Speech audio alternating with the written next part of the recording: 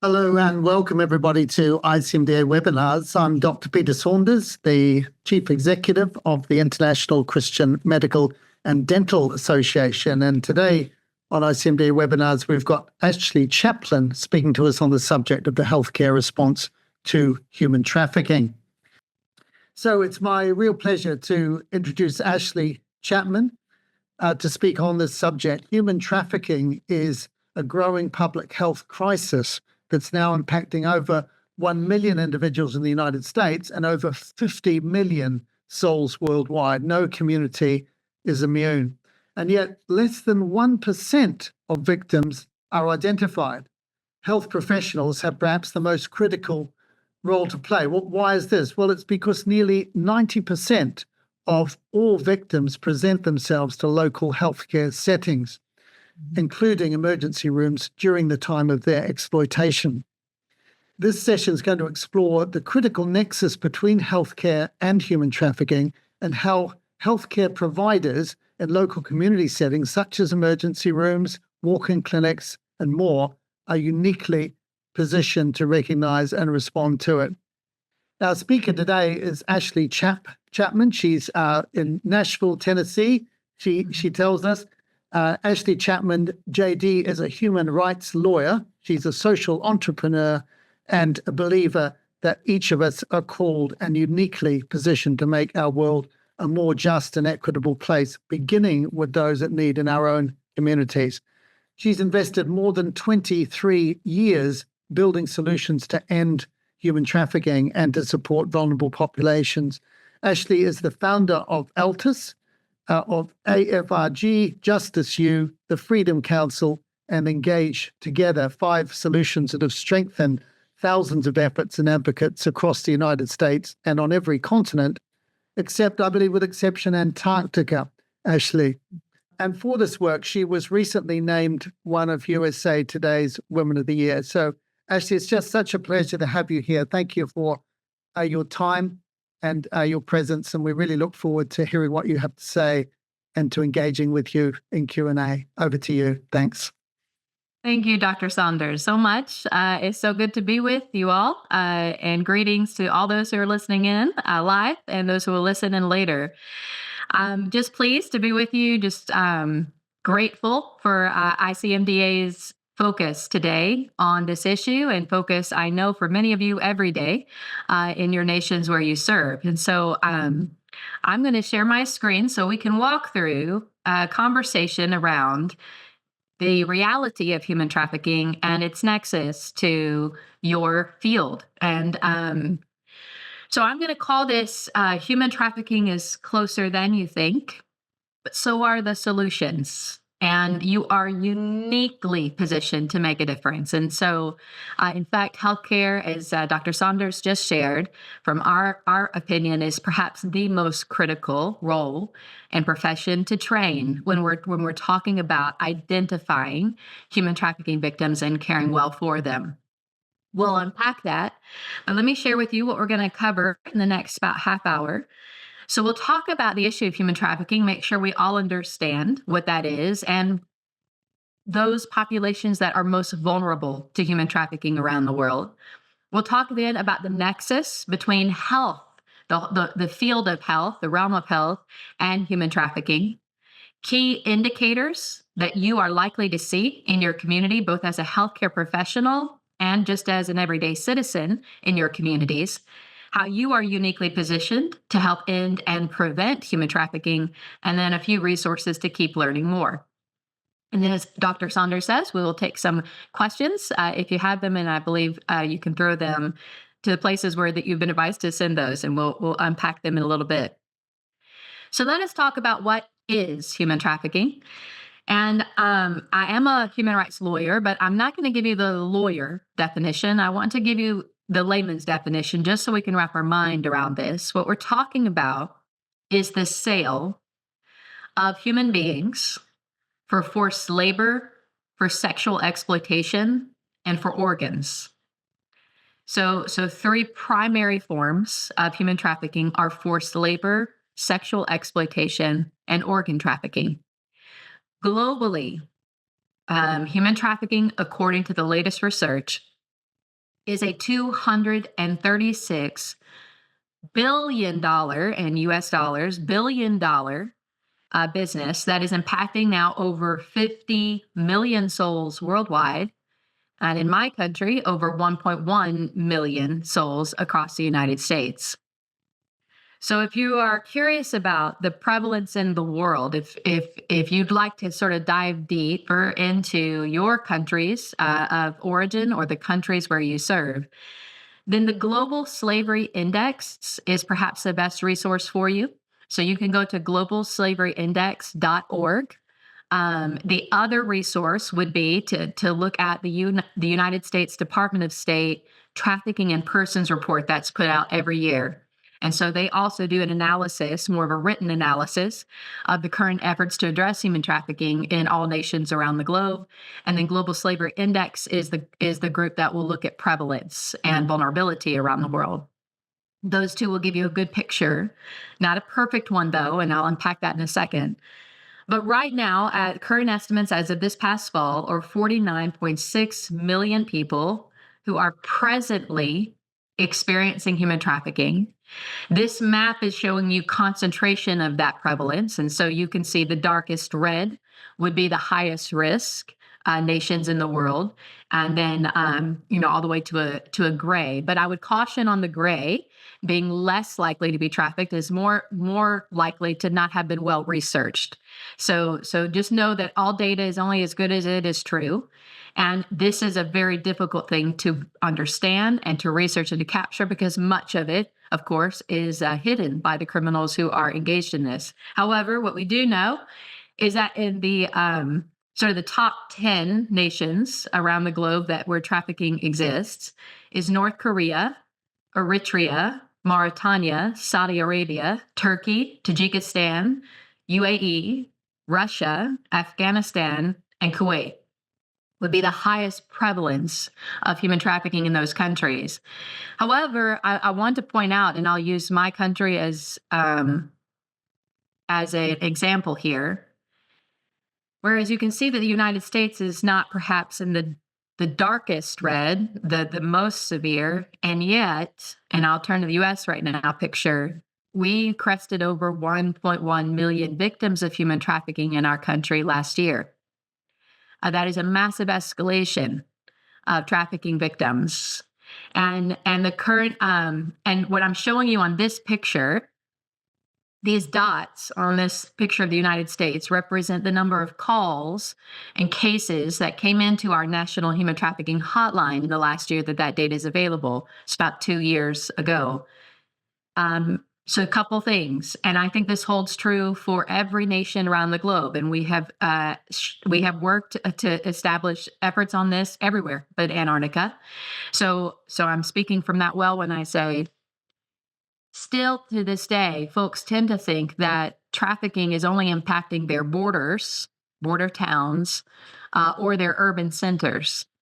And while that's certainly a high-risk area, what I hope this picture of at least the United States shows you is that this is an issue that is impacting every community. It is impacting all 50 states. In fact, in the state of Tennessee, where I live, all 95 counties in our state have had trafficking cases occurring and continuing to rise.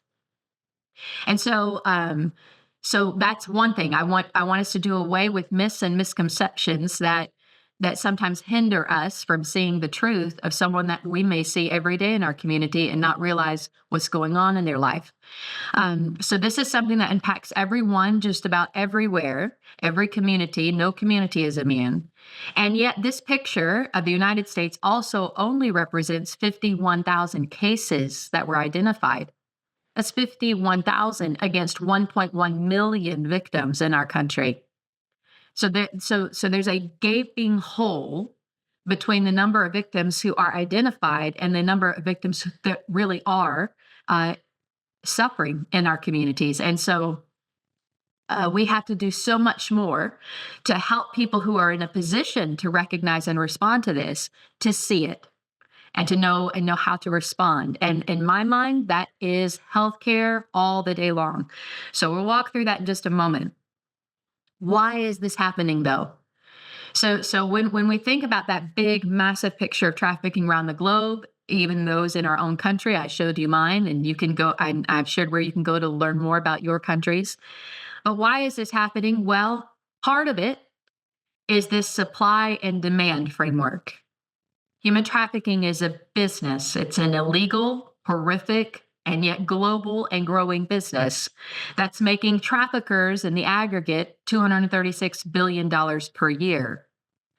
So you have so you have the demand side of this, people who are trafficking others for their own financial gain, people who are buying others to abuse them through sexual exploitation, to abuse them through forced labor, to go and participate in what the law calls organ tourism, where if I can't get an organ that I need or a family member needs in my country, then I'll go abroad and seek it there, but I don't care where it came from. That is now a crime around the globe because it feeds organ trafficking. And so you have perpetrators and buyers who are driving demand.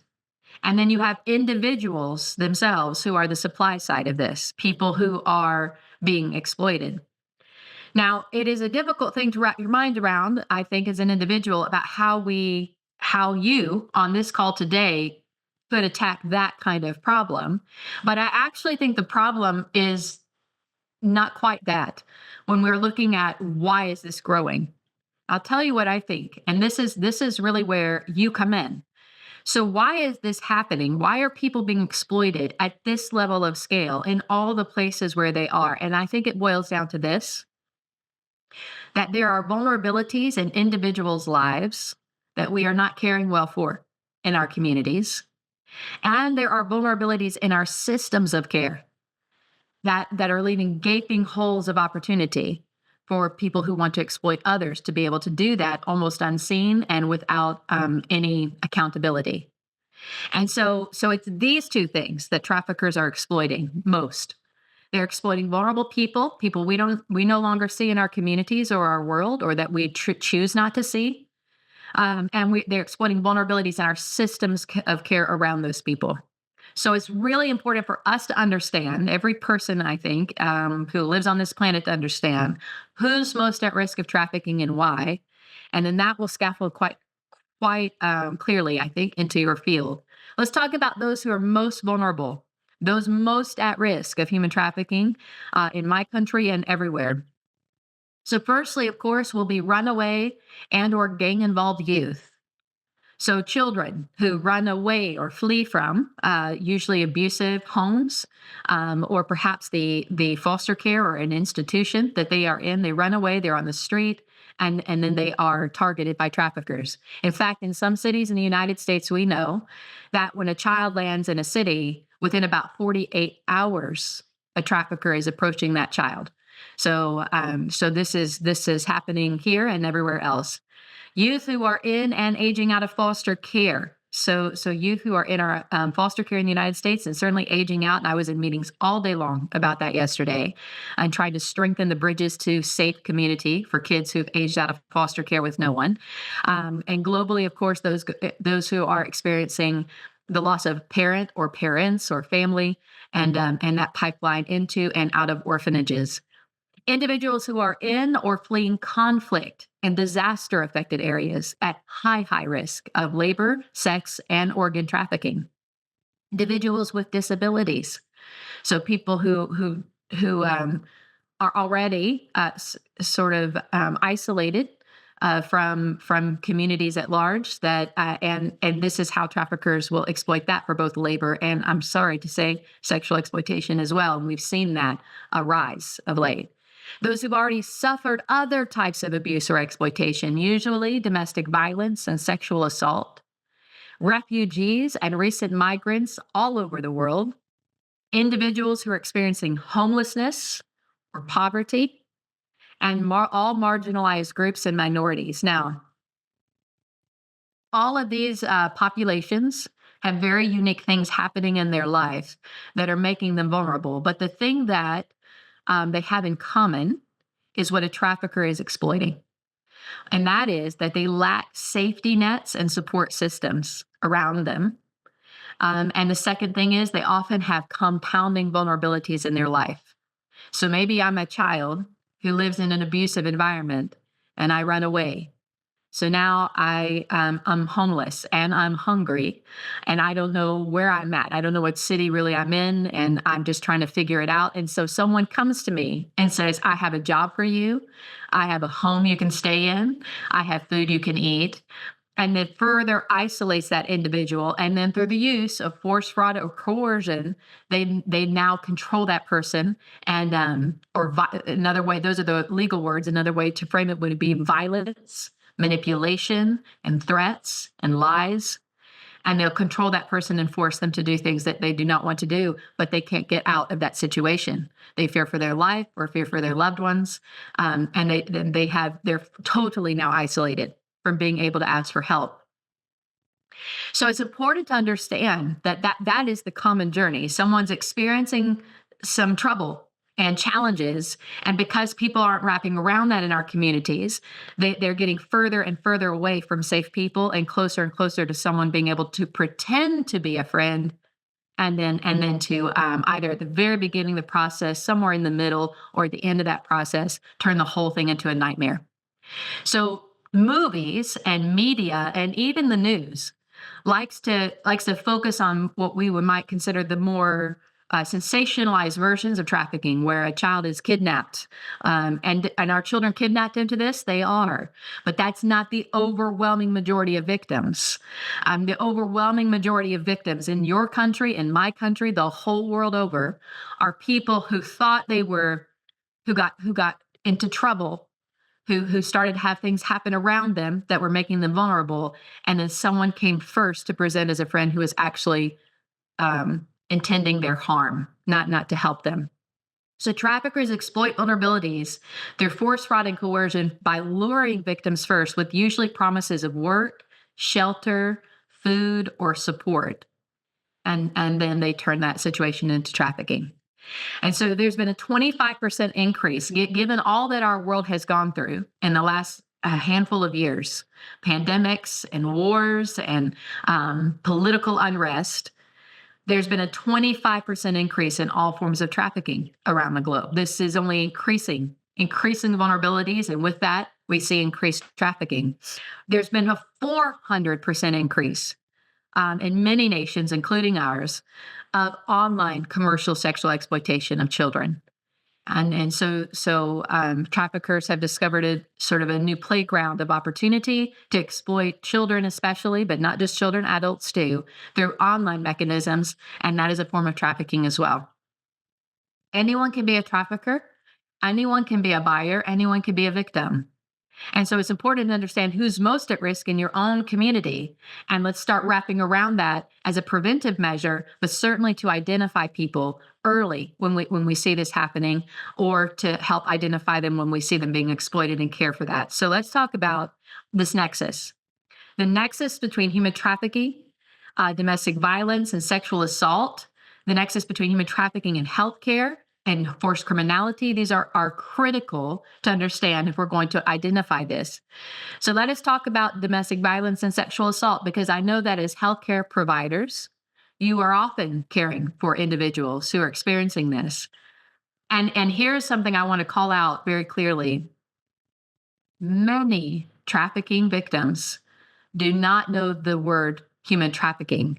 They don't know that they are trafficking victims. They know what they are experiencing.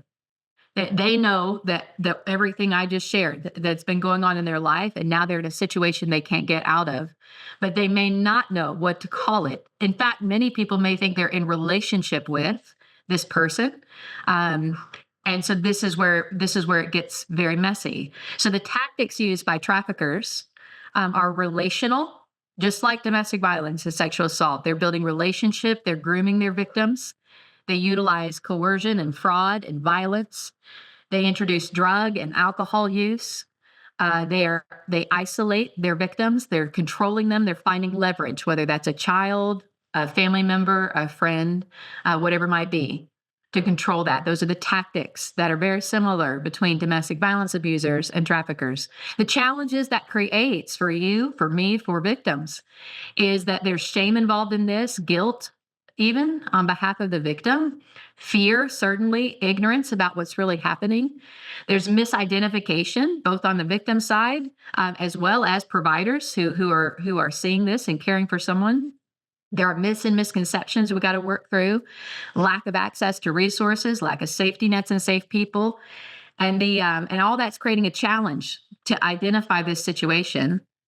And then the health impact of DVSA against human trafficking is similar in the sense that there are so many health impacts, but it is very aggravated. It is exponential impacts, both in physical, sexual, and reproductive and mental health. And so I'm going to go there next. The nexus to healthcare. So which I understand is probably everyone on this call today engaged in that field. This is why your role is critical. Because studies have shown, multiple studies are now showing, that up to 90% of victims of human trafficking are seeking care from local healthcare providers in the communities and the countries where they're being trafficked through. Sometimes as many as 15 to 18 times. And survivors report carrying 10 plus concurrent healthcare conditions with them during this journey of exploitation, and yet they are not identified.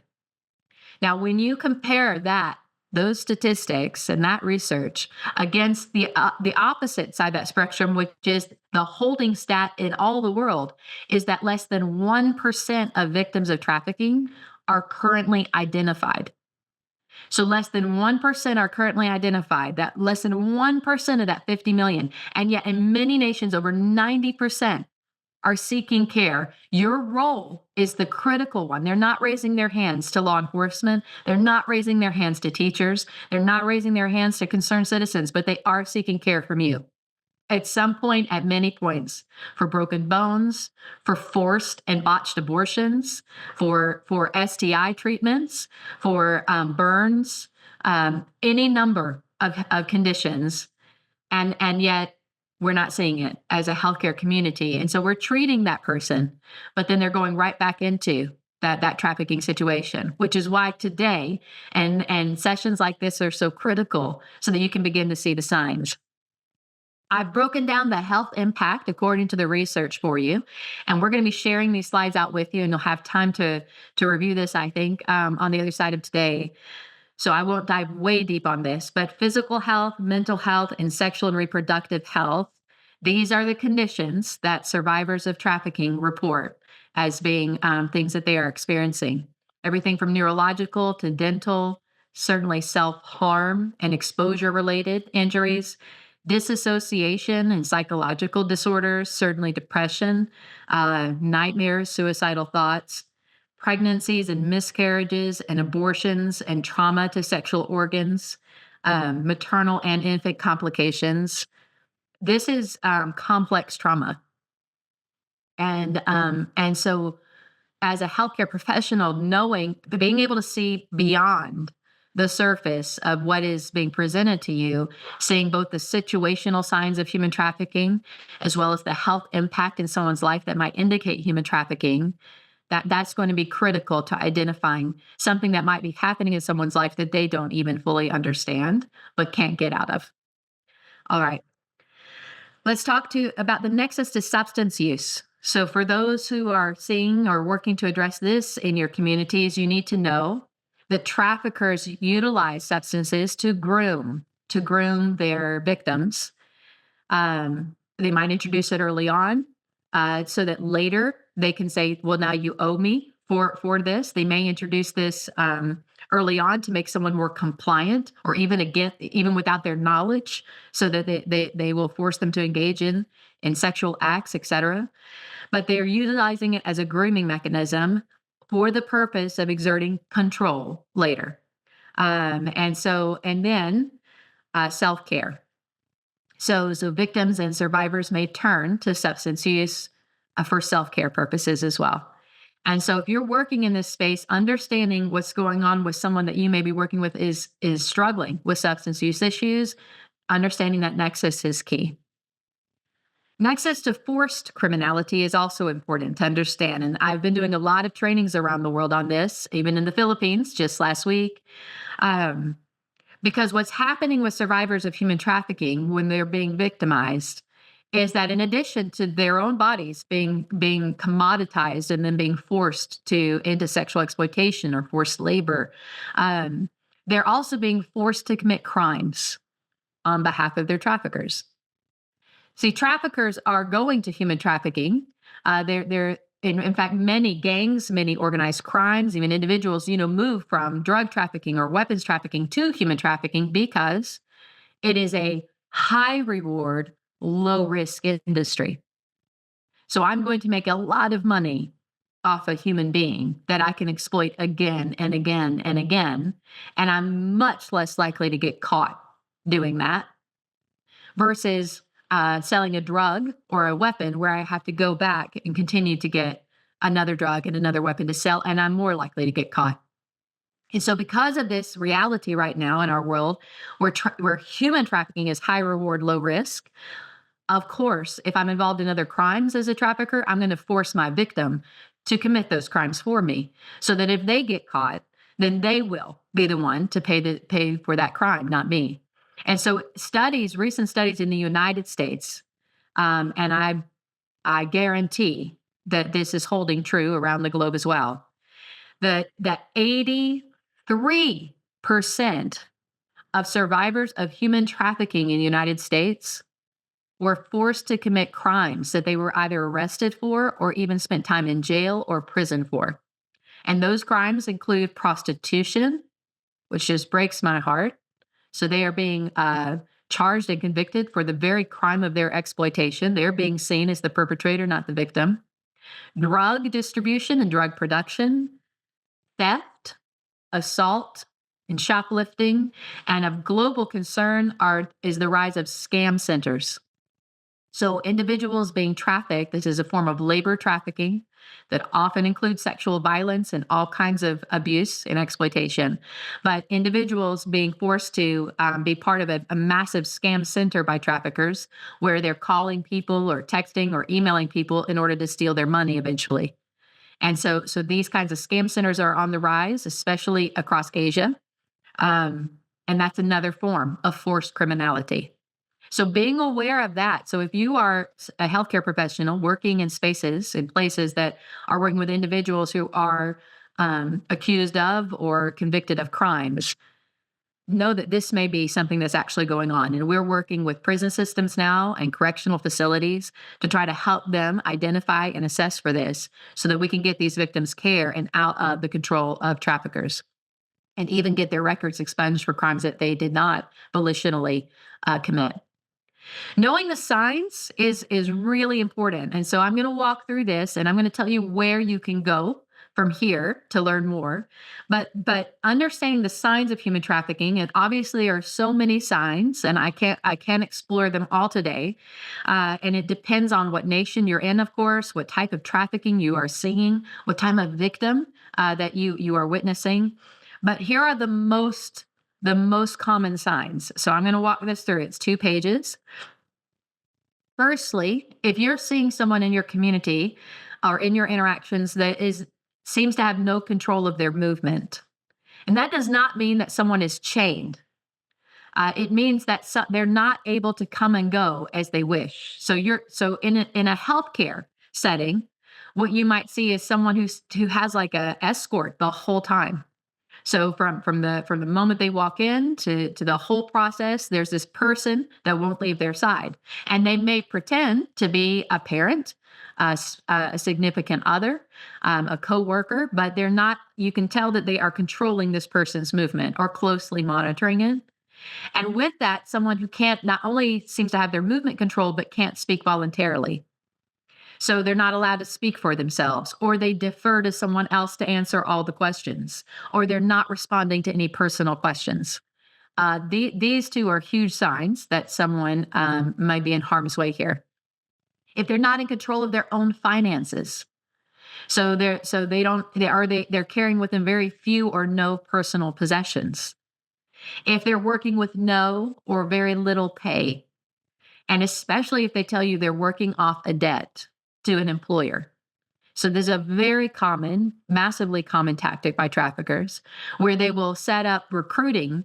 They'll recruit for jobs in one country. They'll then have that person come over to wherever the landing country is where that job is supposed to be. Tell them they have to work quite a different job, either whether it's labor trafficking or sex trafficking related, and tell them that they have to work off the transportation it took to get them there and the fees it took to get them there. And now they're being housed and fed very poorly, but now you owe us for that. And so this debt keeps stacking, and this individual is feeling compelled to pay off that debt in the hopes that they will end up in the job that they actually aimed for, but they are terrified of this person, or they feel completely under control of that person, and this person's controlling or giving them hardly any finances whatsoever. So these are indicators that someone is in a trafficking situation and may not even realize that. They just may think they're in a bad employment situation. No personal identification documents. So if they're not carrying their identification documents on them, and that is often has to do with a trafficker working to control that individual's movement. And this is not only for nationals, this could be citizens of any country. So when someone is not in control of they don't have access to their personal identification documents, they can't move very, very well or freely. If they have very little financial possessions or none, they can't move very freely or flee this situation. So it's all about that control. If they're acting fearful or anxious or showing signs of abuse that you normally would see, these are obvious signs of, again, red flags when combined, tell us a picture of potential trafficking. If they're using inconsistent or vague language about what they do, or they seem to be keeping an unusual schedule. And we've seen identifications happen where someone who attended a training like this today realizes that that nail salon that they are frequenting is not only open during the day, but at night the lights are still on. And when they made that call to law enforcement to say, "Hey, this looks odd," it turned out that the girls who were working there were being labor trafficked during the day and sex trafficked during the night. I can't tell you how many times these kinds of very simple kind of keeping your eyes open in your community situations occur, and people are sure enough victims of human trafficking in that city. So they're keeping that unusual schedule as a sign. If they're geographically confused or unaware, and this happens when people are being moved a lot between cities. Now, some people are confused about the law of human trafficking because they think it requires movement, but it does not. So a person can be trafficked in their own home, a child who is being raped every night, and that rape is being live streamed on the internet for people to pay for that. And this is what I'm talking about, that 400% increase in online forms of sexual exploitation around the globe. That is a form of human trafficking, and that child may never leave that home. In fact, that child may be going to school the next day, and church on Sundays, and there's soccer tournaments on Saturdays, and they're being exploited in this way in their own homes. And but if they are being moved, they may not know where they are. And so if you're treating someone who's just in for a moment in this community, and I was recently training a pregnancy clinic, and this was happening in their facility, and they did not know it until they attended this training. They paused our training about 45 minutes in and said, "Wait a second, we've got a lot of young women who come in, throughout the year saying that they are the girlfriends of men on this oil farm, if you will, out west, and they're coming in to get treated." But is that trafficking? And yes, that was such a clear case of many girls being cycled through and being sold in these oil fields to these men. But that pregnancy clinic didn't know it till they understood this. And so it's very likely that you're seeing trafficking and you may not know it. But being geographically confused is certainly a sign. And we talked about getting out of debt, and any minor, any child, anyone under the age of 18 that's involved in commercial sex is de facto considered a victim of human trafficking. And so especially in our country, and many countries are following that model, recognizing that often children are exploited by people who are presenting them by either family members or someone who's presented themselves as a friend, maybe even a romantic partner. And it gets really confusing for that child to understand what's really going on. And so our law has begun to recognize that and de facto considers a child engaged in any kind of commercial sex industry as a victim first and always. It used to be that children, even in our country, could be accused and convicted of prostitution, which is just heinous. So that has been shifting and changing as well. So this is not an exhaustive list. There are a lot of signs, but these are the most common signs, and they are likely to show up in your healthcare settings or communities where you are out and about. And so when we see this, we need to be ready to respond. In the United States, we have a national human trafficking hotline. And we've got an app that you can go to that has multiple languages as well, that talk a bit more about these signs and these indicators that I've discussed. But go ahead and find out. I mean, today, do it. Who is in charge of your human trafficking operations in your community or the countries where you live or serve?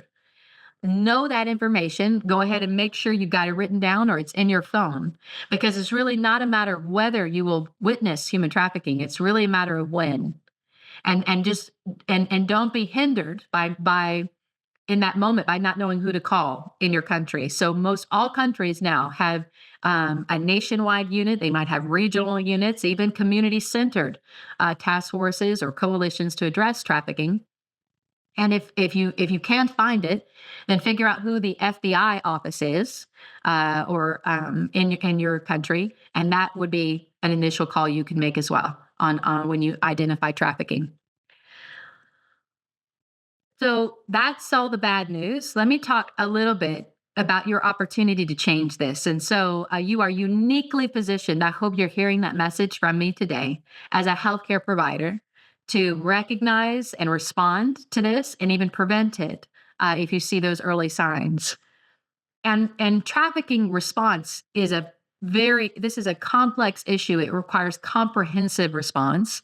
But for you, particularly as a healthcare professional, I think raising awareness of this with your colleagues and in your community is one of the best ways that you can help address this. Being ready to intervene. So when someone's rescued from this or are ready to exit from this, or even when they walk into your healthcare setting seeking healthcare, be ready to identify this and intervene in ways that will care well for that victim and get them out of that situation. And that's going to require building relationships with people in your community who are already working on this. So be ready to do that too. And then caring for people who've been impacted by this. If I've come through and survived labor trafficking or sex trafficking or organ trafficking, there are a lot of health needs I have on the other side of that, from a physical health, sexual health, mental health perspective.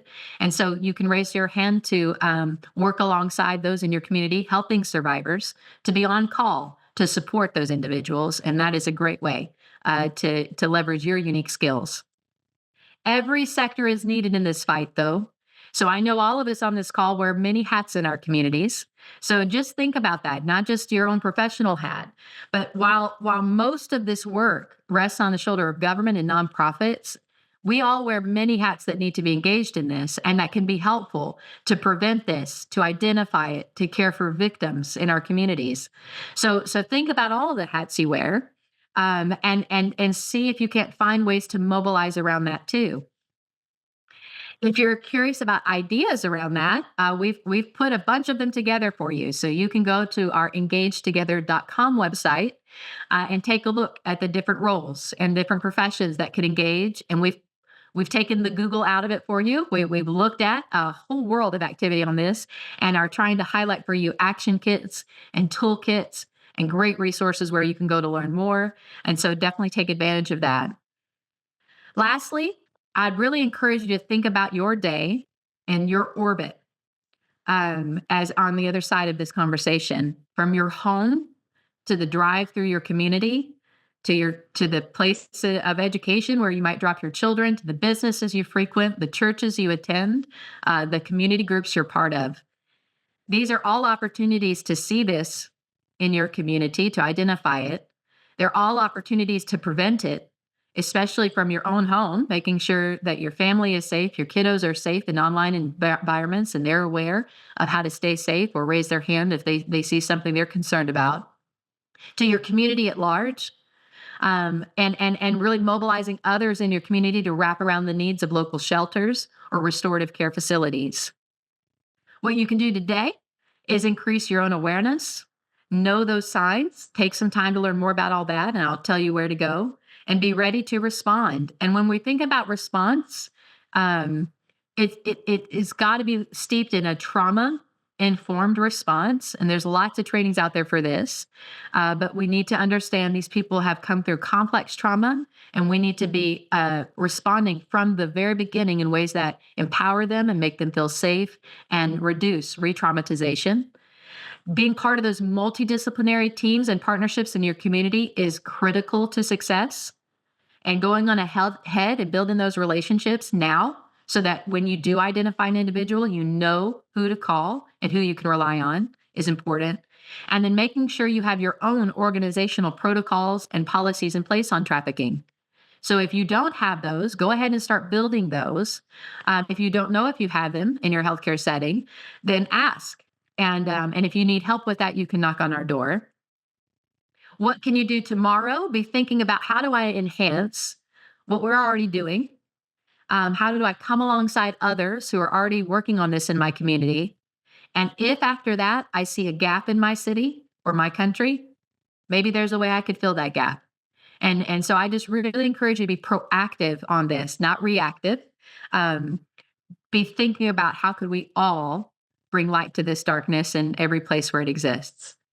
Okay, that's all I wanted to share today. I hope that you're hearing from me that this is a global and very complex and incredibly dark issue, but you can make significant impact in this. And I hope today has helped you understand that a little bit more. And then go to engagetogether.com. And I know that ICMDA also has resources for you to learn to dive deeper on this. But thank you. Thank you for listening in and for being here. Dr. Saunders? Yeah, thanks. Thanks so much, Ashleigh. That was incredibly comprehensive. Wow, 50 million worldwide, but only 1% coming to attention, and ringing in our ears is be proactive, not reactive. So thanks. You've given an incredibly good overview, but also been very practical with it as well. We've got a time of question and answer now. You can put your questions into the Q&A icon at the bottom. I can see a few coming through. So let's come to the questions. And the first one up, Ashleigh, from Iona Istratoy. I'm a psychiatrist in Austria, she says. I'm a volunteer at a Christian organization called Aurora. We're working with women and trans women who are working as sex workers and prostitutes. We support them also in their process of getting out. We encounter also often human trafficking victims. How can I, as a doctor and psychotherapist, train for detecting human trafficking? Can I find courses on this for medical professionals? So, and I guess a lot of people outside the US and outside Europe as well will be asking this question: where should they go? You've hinted at this already, but do you want to answer that more specifically? Yeah, so there are trainings on this, and for mental health, for any number of different roles. I will say that we have some. So you could go to learnwithjusticeu.com, and we have a range of healthcare online courses that you can take. They're web-based, so they will auto-translate in the language that you've got your server, your search engine set to. I know that CMDA has trainings and resources available for its members. And so, and Dr. Jeff Barrows, who helped to spearhead that, is a dear friend. We worked together over the years, so you'll have lots of choices there too. The World Health Organization has a lot of research on this. I don't know about courses you could take, but they'll have good information. And then there are resources usually by governments, like posters that you can pull down for to share on signs and indicators, and local hotlines to your country. So you can kind of look for that too. There is training. That's the point. And I greatly encourage you to get trained and then become a trainer, right? To get, so take time if you have it to learn all you can and share that knowledge with others. Because again, individuals who are working in the sex industry, um, they are often exploited by trafficking, and they may not even realize it either. They may think that they have chosen this life, but those choices you and I would not consider choices. And so, just helping individuals kind of come through that, get through that, and get on the other side to living the life they dreamed of.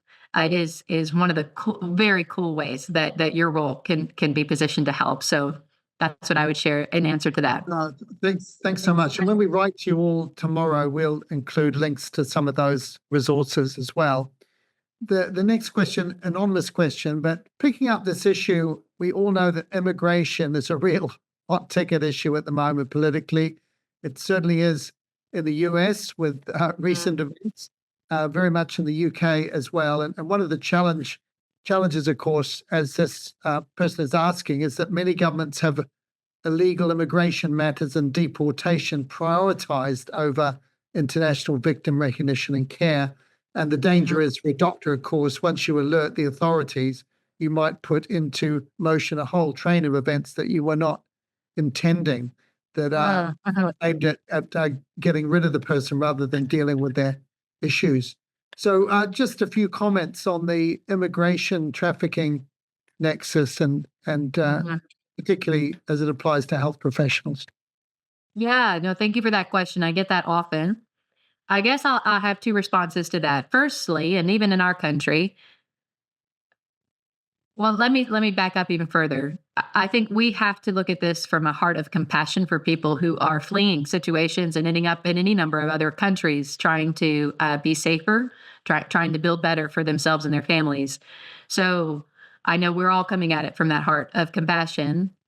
And yet, political policies and those kinds of things that are outside of our control can hinder our care, but also create additional vulnerabilities that people face. And so none of that's a good outcome.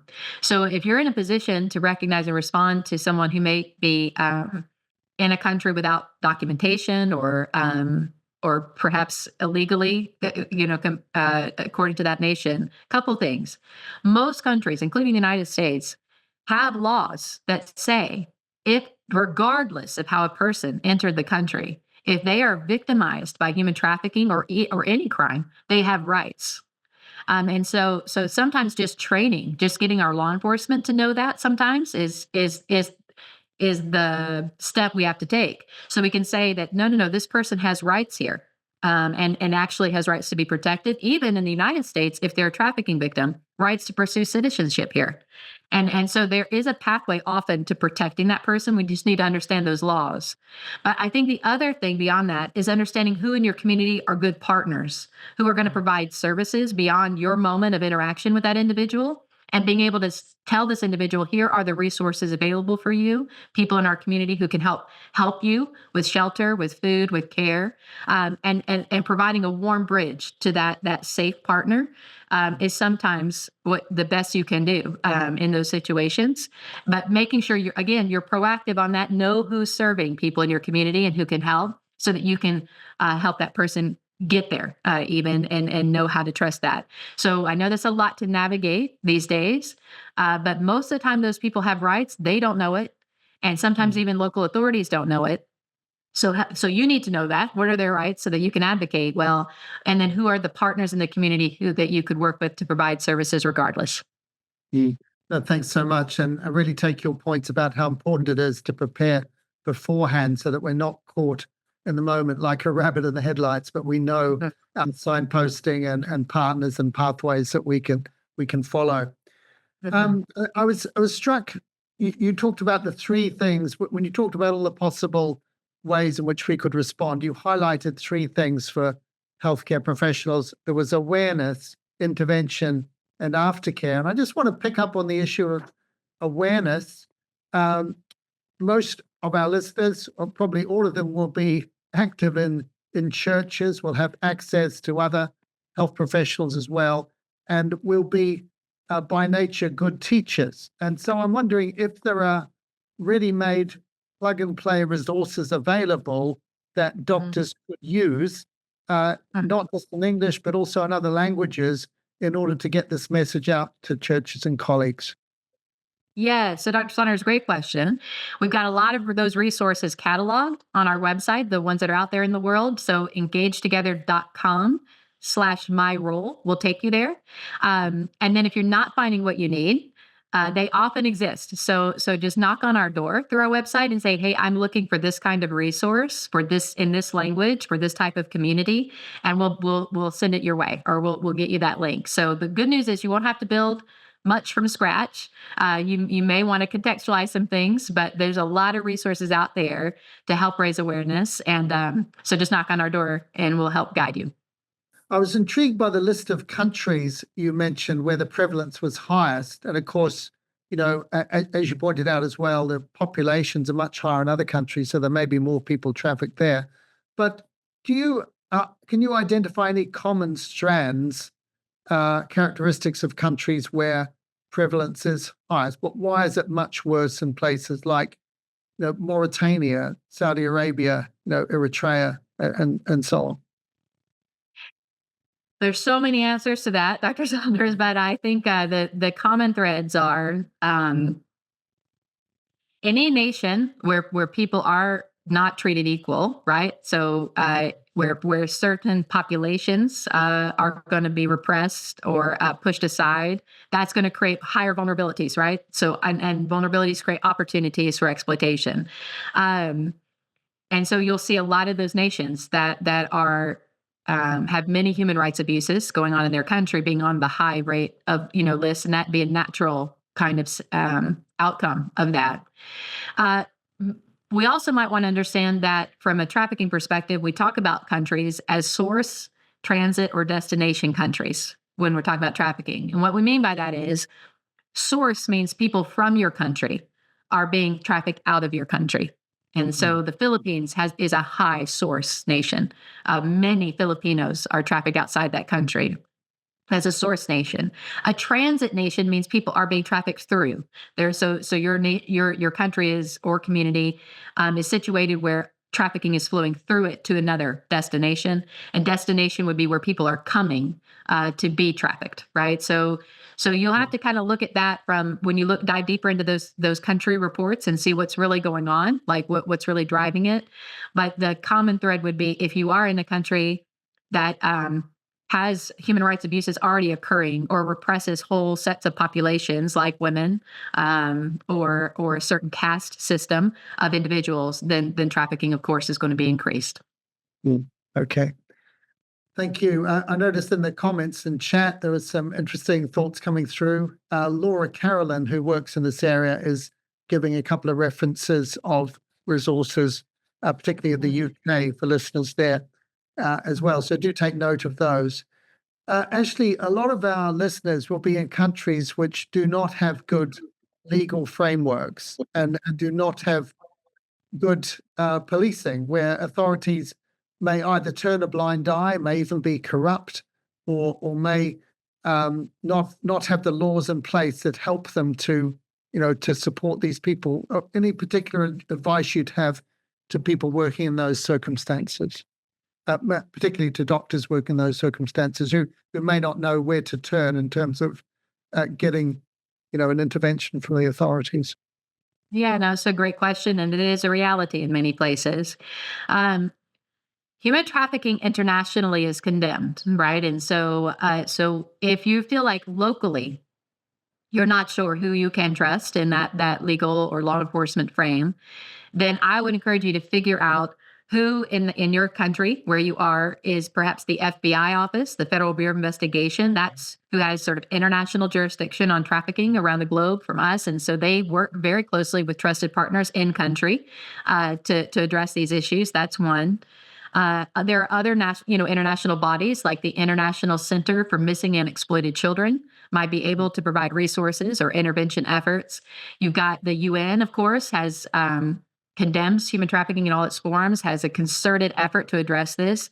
So figuring out who might be representing those international bodies of individual, those who are targeting this, and I might begin with the FBI.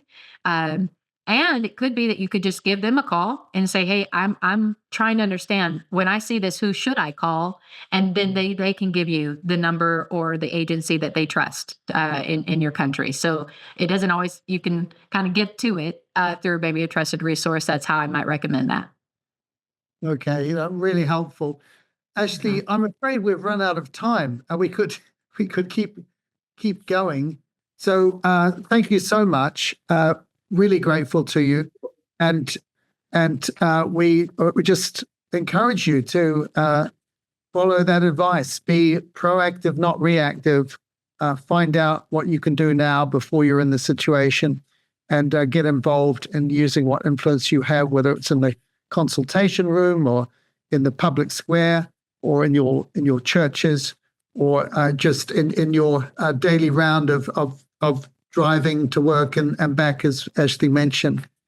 So thank you so much, Ashleigh, and to all of you for coming along and participating in ICMDA webinars, for the questions that you have asked as well.